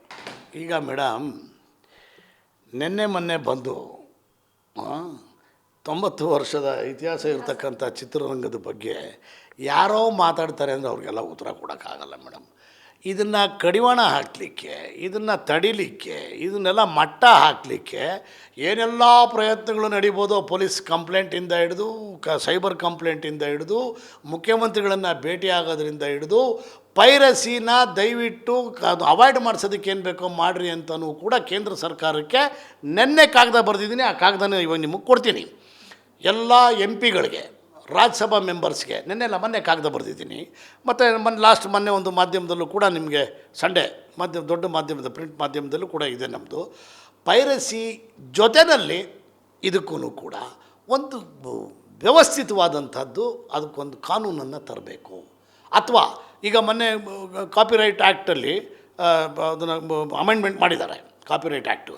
ಆ ಕಾಪಿರೈಟ್ ಆ್ಯಕ್ಟಲ್ಲಿ ಅಮೆಂಡ್ಮೆಂಟ್ ಮಾಡಿ ಈಗ ಚೆನ್ನೈನಲ್ಲಿ ನಮ್ಮ ಮೇಡಮ್ ಇದ್ದಾಗ, ಯಾರು ಜಯಲಲಿತಾ ಮೇಡಮ್ ಅವರಿದ್ದಾಗ, ದಿವಂಗತ ಜಯಲಲಿತಾ ಮೇಡಮ್ ಅವರು ಒಂದು ಕಾನೂನನ್ನು ಹೊರಡಿಸಿದ್ರು. ಏನು ಕಾನೂನು ತಿದ್ದುಪಡಿ ಮಾಡಿದ್ರು ಅಂದರೆ, ಯಾವುದೇ ಈ ರೀತಿಯಾದಂತಹ ಪೈರಸಿಗಳನ್ನು ಮಾಡ್ತಕ್ಕಂಥವ್ರ ವಿರುದ್ಧ ಗೂಂಡಾ ಆ್ಯಕ್ಟ್ ಹಾಕಬೇಕು ಅಂಥೇಳಿ ಅಂತ. ಗೂಂಡಾ ಆ್ಯಕ್ಟ್ ಅಂದ ತಕ್ಷಣ ಅಲ್ಲೆಲ್ಲ ಇದೇ ನಿಂತ್ಕೊಂಡ್ಬಿಡ್ತು. ಆ ರೀತಿಯಾದಂತಹ ಕ್ರಮಗಳನ್ನು ಇಲ್ಲೂ ಕೂಡ ಕೈಗೊಳ್ಳ್ರಿ. ಅದ್ರ ಜೊತೆಯಲ್ಲಿ ಈಗ ಅಡಿಷ್ನಲಿ ಏನು ಸೇರ್ಕೊಂಡಿದೆ, ಯೂಟ್ಯೂಬರ್ಸು ಸೇರಿಕೊಂಡಿದೆ, ಅಂದರೆ ಸೋಷಿಯಲ್ ಮೀಡಿಯಾದವ್ರದ್ದು. ಇವಕ್ಕೆಲ್ಲ ಒಂದು ಕಾನೂನನ್ನ ರೂಪ ಮಾಡಿ ಅದನ್ನು ಇಂಪ್ಲಿಮೆಂಟ್ ಮಾಡಿದ್ರೆ ಇಂಥವರು ಹೆದರ್ತಾರೆ. ಏನು ಕೆಲಸ ಕಾರ್ಯ ಇಲ್ಲದೆ ಇರೋ ಕೆಲವರು ಸುಮ್ಮನೆ ಒಂದು ಕ್ಯಾಮ್ರಾ, ಒಂದು ಮೊಬೈಲು ಹಿಡ್ಕೊಳ್ಳೋದು, ಕಾರ್ಯಕ್ರಮಗಳಿಗೆ ಕರೀದೆ ಹೋದ್ರು ಹೋಗ್ಬಿಡೋದು. ಅಲ್ಲೋಗಿ ನನ್ನ ಭಾಳಷ್ಟು ಅನುಭವಗಳಾಗಿದ್ದಾವೆ ನಮಗೆ. ಈಗ ಎದುರುಗಡೆ ಗಾಂಧಿ ಭವನ ಇದೆ, ನೋಡ್ತಾ ಇರ್ತೀವಿ. ಭಾಳ ಯಾವುದೇ ಕಾರ್ಯಕ್ರಮಗಳಿಗೆ ಬಂದರೂ ಸರ್ ನಾವು ಹಂಗೆ ಮಾಡ್ತೀವಿ ಸರ್, ಹಿಂಗೆ ಮಾಡ್ತೀವಿ ಸರ್ ಅಂತ. ಯಾರು ಒರಿಜಿನಲಾಗಿ ಮಾಡೋರು ಆ 10 ರೂಪೀಸ್ ನೀವು ಯಾರೂ ಮಾತಾಡ್ಸೋದೇ ಇಲ್ಲ. ನೀವು 10 ರೂಪೀಸ್ ಯಾರು ಕೇಳಲ್ಲ, ಏನೂ ಮಾಡಲ್ಲ. ಆದರೆ ಈ ಫೇಕ್ ಅಂತ ಏನಿದಾರಲ್ಲ, ಇವ್ರುಗಳು ಬಂದು ಮಾಡೋದೇ ಅದೇ ಕೆಲಸನ. ಅವರು ಹಣಕ್ಕೋಸ್ಕರನೇ ಬರೋದು, ಹಣ ಕೇಳ್ತಾರೆ, ಕೊಡಲಿಲ್ಲ ಅಂದಾಗ ಉಲ್ಟಾ ಮಾಡ್ಕೊಂಡು ಹೋಗ್ತಾರೆ. So it is nothing but ಹಗಲು ದರೋಡೆ. ಇದು ರೋಲ್ ಕಾಲ್. ಇವರು ಈಗ ಮಾಧ್ಯಮಕ್ಕೆ ರೋಲ್ ಕಾಲ್ ಮಾಧ್ಯಮ ಅಂತ ಬಂದಿದ್ದೇನಕ್ಕೆ ಅಂದರೆ ಇಂಥವ್ರಿಂದ, ನಿಮ್ಮಂಥವ್ರಿಂದ ಅಲ್ಲ. ಏನು ಮೂಲ ಮಾಧ್ಯಮದವರಿದ್ದೀರಿ ಅಂಥವ್ರಿಂದ ಅಲ್ಲ. ಇವ್ರುಗಳು ಮಾಡೋ ಅಂಥ ದುಷ್ಕೃತ್ಯಗಳು ದೊಡ್ಡವರ ಮೇಲೆ, ಅಂದರೆ ನಿಮ್ಮಂಥ ಮಾಧ್ಯಮದವ್ರ ಮೇಲೆ ದುಷ್ಪರಿಣಾಮ ಬೀಳುತ್ತೆ. ಈ ಥರ ಬೀಳಬಾರ್ದು ಇಂಥದ್ದು ಅನ್ನೋದನ್ನು ನಮ್ಮ ಪ್ರಾರ್ಥನೆ. ಅದಕ್ಕೆ ನಿರ್ಮಾಪಕರ ಸಂಘ ಸದೃಢವಾಗಿದೆ. ಯಾರು ಮೊನ್ನೆ ಬಂದವರು ಹೇಳೋದಕ್ಕೆಲ್ಲ ಉತ್ತರ ಕೊಟ್ಕೊಂಡಾಗಲಿ, ಅವ್ರಿಗೆಲ್ಲ ಎದುರ್ಕೊಂಡು ಕೂತ್ಕೊಳ್ಳೋದಾಗಲಿ ಮಾಡ್ತಾಯಿಲ್ಲ. ಪ್ರಯತ್ನಗಳು ನಡೀತಾ ಇದ್ದಾವೆ, ನಡೀತಾನೆ ಇರುತ್ತೆ, ಇನ್ನು ಮುಂದಕ್ಕೂ ಕೂಡ ನಡೆಯುತ್ತೆ. ಸರ್ ನನ್ನ ಫೈನಲ್ ಪ್ರಶ್ನೆ, ಟಿಕೆಟ್ ಪ್ರೈಸ್ ಯಾವಾಗ ಏನಾಗ್ಬೋದು ಸರ್? ಈಗ ತಮಿಳ್ನಾಡಿನಲ್ಲಿ ಫಿಕ್ಸ್ ಇದೆ 60 ರೂಪಾಯಿ, 120 ರೂಪಾಯಿ ಮೇಲೆ ಅವರು ಟಿಕೆಟ್ ಪ್ರೈಸ್ ಹೆಚ್ಚಿಗೆ ಮಾಡಂಗಿಲ್ಲ ಅಂತ. ಸೊ ನಮ್ಮ ಇಂಡಸ್ಟ್ರಿಯಲ್ಲಿ ಯಾವಾಗ ಸರ್ ಆ ಥರದ್ದು? ಮೇಡಮ್, ಈಗ ಈ ಹಿಂದೆ ಈ ಒಂದು 10-15 ಡೇಸ್ ಬ್ಯಾಕ್ ಇದ್ರ ಬಗ್ಗೆ ತಮ್ಮ ಮಾಧ್ಯಮದಲ್ಲೂ ಕೂಡ ಗೊತ್ತಿತ್ತು. ನಾವು ಮುಖ್ಯಮಂತ್ರಿಗಳಿಗೆ ಮನವಿ ಮಾಡಿದ್ದೀವಿ ಮೇಡಮ್. ಲಾಸ್ಟ್ ಟೈಮು ಕೂಡ 16ರಲ್ಲೂ ಕೂಡ ಮಾಡಿದ್ವಿ. 16ರಲ್ಲಿ ಅವರು ಪಾಪ ಕಾನೂನು ಕೂಡ ತಂದಿದ್ದರು, ಆದೇಶನೂ ಕೂಡ ಹೊರಡಿಸಿದ್ರು, ಯಾರು ಸನ್ಮಾನ್ಯ ಸಿದ್ದರಾಮಯ್ಯ ಸಾಹೇಬರು.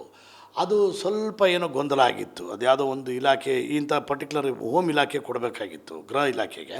ಅದನ್ನು ತೊಗೊಂಡೋಗಿ ವಾರ್ತಾ ಇಲಾಖೆಗೆ ಆದೇಶ ಕೊಟ್ಟಿದ್ರು ಅನ್ನೋ ಒಂದು ಲೂ ಪಾಯಿಂಟ್ ಇಟ್ಕೊಂಡು ಕೆಲವು ಮಲ್ಟಿಪ್ಲೆಕ್ಸ್ನವರು ಅದರ ವಿರುದ್ಧ ಕಾನೂನಿನ ಸಮರಕ್ಕೆ ಅಂತ ಹೇಳಿದ್ರು.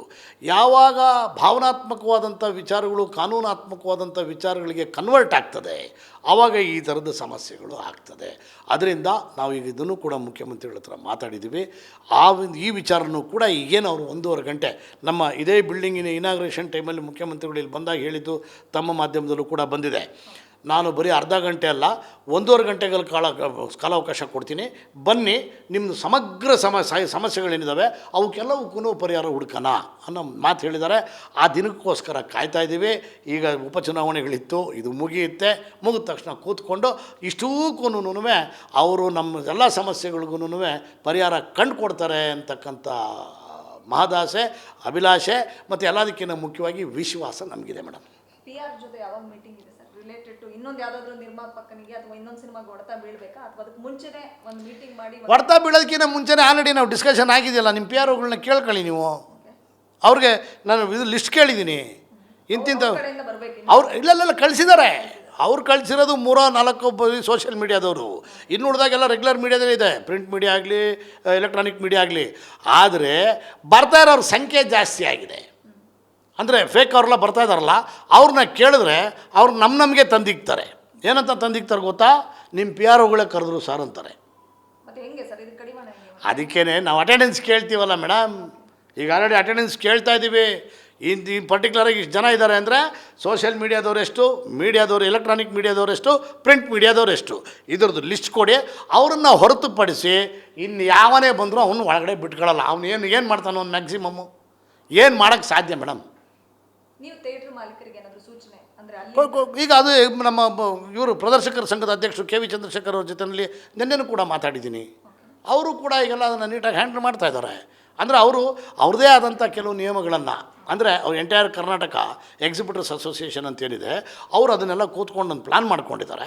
ಅವ್ರನ್ನ ನಾವು ಎಲ್ಲ ಒಂದು ಕೂತ್ಕೊಂಡು ಒಂದು ಪರಸ್ಪರ ಒಡಂಬಡಿಕೆಯಿಂದ ಸರ್ ಪ್ರೊಡ್ಯೂಸರ್ಸ್ ಹಿಂಗೆ ಆಗ್ತಾಯಿದೆ ಅಂದಾಗ ಪಾಪ ಅವರು ಮದ್ದಿಂದನೂ ನಿರ್ಮಾಪಕರು ಪರವಾಗಿದ್ದಾರೆ. Veeresh theatre owner KV Chandrashekhar ಅವರು ಅವರೇ ಅಧ್ಯಕ್ಷರಿರೋದ್ರಿಂದ ಸೊ ಅವ್ರು ಇವಾಗ ಆಲ್ರೆಡಿ ಅದನ್ನು ಹ್ಯಾಂಡಲ್ ಮಾಡ್ತಾ ಇದ್ದಾರೆ. ಒಳಗಡೆ ಯಾರನ್ನ ಮೊಬೈಲಲ್ಲಿ ಇದು ಮಾಡಿದ್ರೆ ರೆಕಾರ್ಡ್ ಮಾಡೋದಕ್ಕೆ ಅಂಥವ್ರು ಕಂಡ್ರೆ ಅವ್ರನ್ನ ಆಚೆ ಕಡೆ ಕಳಿಸ್ತಾರೆ, ಅಥವಾ ಅವ್ರು ರಿಕ್ವೆಸ್ಟ್ ಮಾಡ್ಕೊತಾರೆ ಬೇಡ ಇಂಥವೆಲ್ಲ ಮಾಡಬಾರ್ದು ಅಂತ. ಅದೇ ರೀತಿ ಎಲ್ಲ ಕಡೆಗೂ ಮಾಡ್ತಾರೆ. ಬಟ್ ನಾನೇನು ಅಂತೀನಿ, ಇದನ್ನೇನೋ ಒಂದು ಸ್ವ ಇಚ್ಛೆಯಿಂದ ಪಾಪ ಅವ್ರು ಮಾಡ್ತಾರೆ. ಇನ್ನು ಕೆಲವರು ಅದಂತೆಲ್ಲ ಮಾಡಲ್ಲ. ಅವಾಗ ಏನಾಗುತ್ತೆ, ಲೈವ್ ಹಾಕ್ಕೊಂಡು ಕೂತ್ಕೊತಾರೆ ಫೇಸ್ಬುಕ್ಗೆ. ಸೊ ಮನೆಗೆ ಬಂದು ಗಂಡ ಇಲ್ಲಿ ಬಂದು ಫೇಸ್ಬುಕ್ಕಲ್ಲಿ ಲೈವ್ ಹಾಕ್ಕೊಂಡು ಮನೇಲಿ ಹೆಂಡ್ತಿ ಕೂತ್ಕೊಂಡು ಸಿನಿಮಾ ತೋರಿಸ್ತಾ ಇದ್ದಾರೆ. ಕಂಟೆಂಟ್ ಏನು ಅಂತ ಗೊತ್ತಾದರೆ ಸಾಕು. ಕೆಲವ್ರಿಗೆ ಒಳಗಡೆ ಬರಬೇಕು, ಆ ಸೌಂಡ್ ಇದು ಮಾಡಬೇಕು, ಅಂಥವೆಲ್ಲ ಏನಿರಲ್ಲ. ಕಂಟೆಂಟ್ ಇದಾ ಓಕೆ ಅಂದ್ಬಿಟ್ಟು ಸುಮ್ಮನೆ ಆಗ್ಬಿಡ್ತಾರೆ. ಆ ಥರದ್ದಕ್ಕೂ ಕೂಡ ಕಡಿವಾಣ ಹಾಕಲಿಕ್ಕೆ ಎಲ್ಲ ಚಿತ್ರರಂಗದ ಸಮಗ್ರ ಏನು ಅಂಗಸಂಸ್ಥೆಗಳು ಅಂತೇಳಿದ್ದಾವೆ ಅವ್ರನ್ನೆಲ್ಲರನ್ನೂ ಕರೆಸಿ ಕೂತ್ಕೊಂಡು ಮಾತಾಡ್ತಾಯಿದ್ದೀವಿ. ಈ ಸಂದರ್ಭದಲ್ಲಿ ನಾನು ನಿಮಗೊಂದು ವಿಚಾರ ತಿಳಿಸ್ಲೇಬೇಕು. ರವಿಚಂದ್ರನ್ ಅವ್ರದ್ದು ನಾನು ಹೇಳ್ತಾ ಇರೋದು, ಈಗ ಒಂದು 7-8 ಇಯರ್ಸ್ ಬ್ಯಾಕ್ ಒಂದು ಶೂಟಿಂಗ್ ನಡೀತಾ ಇತ್ತು.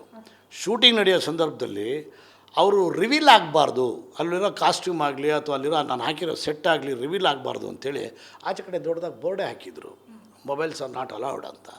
ಯಾವುದೇ ಮೊಬೈಲ್ಗಳನ್ನು ಒಳಗಡೆ ತರೋ ಹಾಗಿಲ್ಲ, ತರೋ ಆಗಿದ್ದು ಅಲ್ಲಿ ಒಳಗಡೆ ಇದು ಆಚೆ ಕಡೆ ಇಟ್ಬಿಟ್ಟು ಒಳಗಡೆ ಬರಬೇಕು ಅಂತ. ಅಂದರೆ ಆ ಥರ ಕಾನ್ಷಿಯಸ್ ಇರೋಂಥವ್ರು. ಇವತ್ತು ಚಿತ್ರರಂಗ ಅಂದರೆ ಏನಾಗಿರುತ್ತೆ, ನಟ ನಟಿಯರು ಅವ್ರ ನಟನೆ ಇದೆಲ್ಲ ತುಂಬ ಗೌಪ್ಯ ಚೆನ್ನಾಗಿರುತ್ತೆ, ಇದರಲ್ಲಿರುತ್ತೆ ಅಂಥೇಳಿ. ಬಟ್ ಎಲ್ಲನ ಈಗ ಶೂಟಿಂಗ್ಗಳು ನಡೆಯುವಾಗ ಬಂದು ರೀಟೇಕ್ಗಳು ಮಾಡ್ತಾ ಇರ್ತೀವಿ, ಅವನ್ನೆಲ್ಲ ಈ ಸೋಷಿಯಲ್ ಮೀಡಿಯಾದವ್ರು ತೋರಿಸ್ದಾಗ ಏನಾಗ್ತದೆ, ಅಯ್ಯೋ ಇಷ್ಟೇನಾ, ಇದನ್ನು ಯಾರಾದರೂ ಮಾಡ್ಬೋದಲ್ಲ ಅನ್ನೋವಂಥ ಒಂದು ಕೆಟ್ಟ ಭಾವನೆ ಬರುತ್ತೆ. ಚಿತ್ರರಂಗವಾಗಿರಬೇಕೆ ವಿಂಗ ಬಹಿರಂಗವಾಗಬಾರ್ದು. ಆ ಬಹಿರಂಗ ಆದಾಗ ಈ ಥರದ್ದಾಗ್ತದೆ. ಆ ಬಹಿರಂಗವಾಗಿ ಮಾಡೋಂಥ ಕೆಲಸನ ಈ ಇವ್ರು ಮಾಡಿ ಸೋಷಿಯಲ್ ಮೀಡಿಯಾದವ್ರು ಮಾಡ್ತಾ ಇದ್ದಾರೆ, ಅದಕ್ಕೆ ಕಡಿವಾಣ ಹಾಕೋಕ್ಕೆ ಏನು ಬೇಕೋ ಅದನ್ನು ಮಾಡೋಣ ಮೇಡಮ್. ಆಮೇಲೆ ಯಾರೋ ನೆನ್ನೆ ಮೊನ್ನೆ ಬಂದವ್ರು ಯಾರು ಏನೇನೋ ಮಾತಾಡ್ತಾರೆ, ಅವರೇನು ಕ್ರಮ ತಗೊಂಡಿಲ್ಲ, ಅವರೇನು ಮಾಡೋದಿಲ್ಲ, ವಾಣಿಜ್ಯ ಮಂಡಳಿ ತಟಸ್ಥವಾಗಿದೆ, ನಿರ್ಮಾಪಕರ ಸಂಘ ತಟಸ್ಥವಾಗಿದೆ. ಆಯ್ತಪ್ಪ, ತಟಸ್ಥವಾಗಿದೆ. ಇದನ್ನೆಲ್ಲ ಯಾರು ಮಾಡಿದ್ರು ಹಂಗಾರೆ? ಯಾರು ಮಾಡಿದ್ರು? ಇವನ್ನೆಲ್ಲ ಮಾಡುವಾಗ ನೀವು ಎಲ್ಲಿದ್ದಿರಿ? ನೀವು ಅಲ್ಲ ಇದ್ರಾ ಕೇಳಬೇಕಾಗುತ್ತಲ್ವಾ? ಸೊ ಆ ಥರದ ಅಂಥವಕ್ಕೆಲ್ಲ ನಾನು ಆನ್ಸರು ಮಾಡಲ್ಲ, ತಲೆನೂ ಕೇಳಿಸ್ಕೊಳ್ಳಲ್ಲ. ಬಟ್ ನಿಮಗೆ ಹೇಳ್ಬೇಕಾದ ಧರ್ಮ ಹೇಳ್ತೀನಿ ಮೇಡಮ್. Thank you. ಇದಿಷ್ಟು ನಿರ್ಮಾಪಕರ ಸಂಘದ ಅಧ್ಯಕ್ಷರಾಗಿರ್ತಕ್ಕಂಥ ಉಮೇಶ್ ಬಣಕರ್ ಸರ್ ಮಾತುಗಳಾಗಿತ್ತು. ಬೇರೆ ಬೇರೆ ಇಂಡಸ್ಟ್ರಿಯಲ್ಲಿ ಅಂದರೆ ತೆಲುಗುನಲ್ಲಿ ಈಗ ಅವರು ನಿರ್ಮಾಪಕರ ಸಂಘದವರು ಹೋಗಿ ಥಿಯೇಟ್ರ್ ಮಾಲೀಕರಿಗೆ ಪತ್ರ ಬರೆಯೋದಕ್ಕೆ, ಅದಕ್ಕೆ ಒತ್ತಾಯಿಸಲಿಕ್ಕೆ ಕಾರಣ ಕಂಗುವಾ ಸಿನಿಮಾ ಮತ್ತು ವೆಟ್ಟಿಯಾನ್ ಸಿನಿಮಾ ಫೇಕ್ ರಿವ್ಯೂಗಳಿಂದ ಮತ್ತು ಕೆಲ ಯೂಟ್ಯೂಬರ್ಸ್ಗಳು ರಿವ್ಯೂ ಮಾಡಿದ್ರಿಂದ, ಕೆಟ್ಟದಾಗಿ ರಿವ್ಯೂ ಮಾಡಿದ್ರಿಂದ ಸಿನಿಮಾಗೆ ಎಫೆಕ್ಟ್ ಆಯಿತು ಅಂತ ಅಲ್ಲಿ ಅವರೇನೋ ಕಾನೂನು ಕ್ರಮ ಜರುಗಿಸ್ತಾ ಇದ್ದಾರೆ. ಸೊ ನಮ್ಮಲ್ಲಿ ಯಾವುದಾದ್ರೂ ಸಿನಿಮಾಗೆ ಆ ಥರದ ಎಫೆಕ್ಟ್ಗಳಾಗಿದೆ, ನಿಜವಾಗ್ಲೂ ಕೂಡ ಅದನ್ನು ಖಂಡಿಸ್ತೀವಿ. ಅದಕ್ಕೆ ಏನೇನು ಕ್ರಮಗಳನ್ನ ಬೇಕೋ ಅದನ್ನು ಕೈಗೊಳ್ತೀವಿ. ಈಗಾಗಲೇ ನಾವು ಪ್ರದರ್ಶಕರ ವಲಯದ ನಿರ್ದೇಶಕರ ಜೊತೆನೂ ಕೂಡ ಚರ್ಚೆ ಮಾಡಿದ್ದೀವಿ ಅಂತ ಹೇಳಿಬಿಟ್ಟು ಪ್ರದರ್ಶಕರ ವಲಯದ ಅಧ್ಯಕ್ಷರಾಗಿರ್ತಕ್ಕಂಥ KV ಚಂದ್ರಶೇಖರ್ ಸರ್ ಜೊತೆನೂ ಕೂಡ ಮಾತಾಡಿದ್ದೀನಿ. ಸೊ ಇದನ್ನು ಸರ್ಕಾರದ ಗಮನಕ್ಕೂ ತರ್ತೀವಿ ಅನ್ನುವಂಥ ಮಾಹಿತಿನ ನಮ್ಮ ಜೊತೆ ನಿರ್ಮಾಪಕರ ಸಂಘದ ಅಧ್ಯಕ್ಷರಾಗಿರ್ತಕ್ಕಂಥ ಉಮೇಶ್ ಬಣಕರ್ ಅವರು ಹಂಚಿಕೊಂಡಿದ್ದಾರೆ. ಇದು ಈ ಕ್ಷಣದ ಸ್ಪೆಷಲ್. ಬೆಂಗಳೂರಿನಿಂದ ಕ್ಯಾಮ್ರಾ ಪರ್ಸನ್ ಪಂಪಾಪತಿ ಜೊತೆ Vishalakshi, entertainment bureau, guarantee news. Guarantee news, ಸುದ್ದಿ ಖಚಿತ, ನ್ಯಾಯ ನಿಶ್ಚಿತ.